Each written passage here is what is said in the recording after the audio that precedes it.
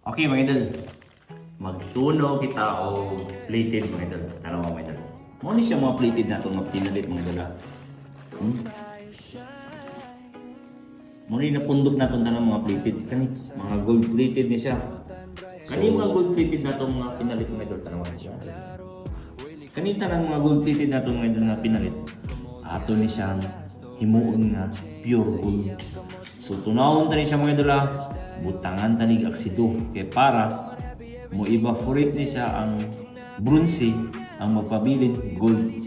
So timbang na to mga idol kung pila ka gramo ni siya. At sorry mga idol, ipamalit ini na ako nga mga plated mga idol. Kani din nga mga plated mga idol, kadumdum mo ni mga 10k wire ni siya. Mao ni siya ang akong ipamalit og tag 50 pesos kada gramo. Mao ni siya mga idol. So timbang na to. Okay.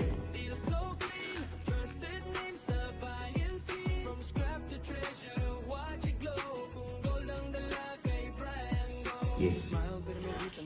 So mga idol, nakita ninyo ang timbang mga idol, 213.9 grams. So ato ni siya tunawon mga idol kung pila ang mabilin na ni, kung mahimo na siya ng gold tanan. Okay, tunaw ta.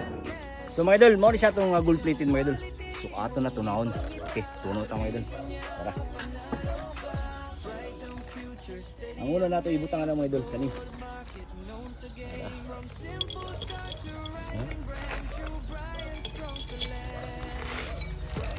Okay.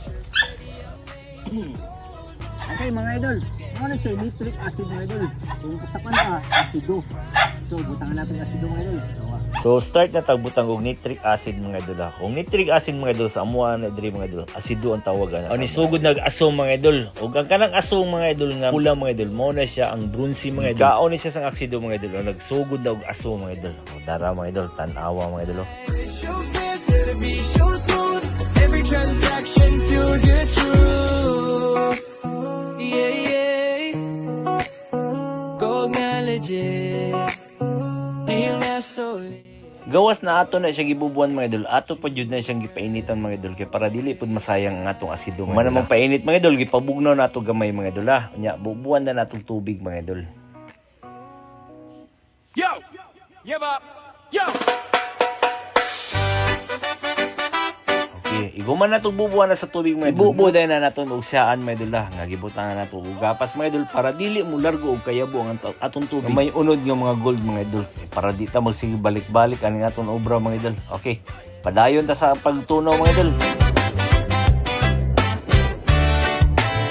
Pagsikat ng araw dito sa magandang isla, si Chu Brian ang takbuhan laging handang magbida. Hawak niya ang sulo, ang apoy ay naglalagablab, nagbibigay ng kulay sa gintong kumukurap. Kung ikaw ay may silver o gold na nakatago, dalhin mo na sa kanya para maging bago. Kahit pa nga scrap na piraso na lang ang hawak mo, may halaga at cash na katumbas yan sa dulo.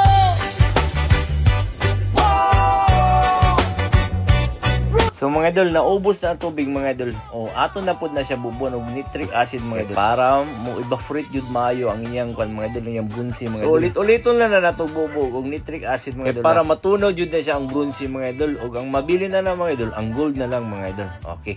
Naghihinan ng alahas, pulido kung gumawa. Presyo at timbang ay laging may dalang tuwa. Dito sa buong bantayan, siya ang kilalang master.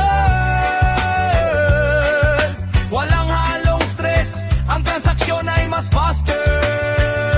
Daanan mo ang shop niya na punong-puno ng vibe. Masasalamin ng tapat na serbisyo sa bawat tribe. Walang daya sa timbang, lahat ay nakalantad. Kaya naman ang tiwala ng tao ay lumaladpad. Scrap metal o sirang hiyas, wag mo nang itapon. Dahil kay Chu Brian na maganda yung kwento ngayon. Chill lang ang musika habang gumagawa ng obra. De kalidad na gawa, hindi kulang, walang sobra.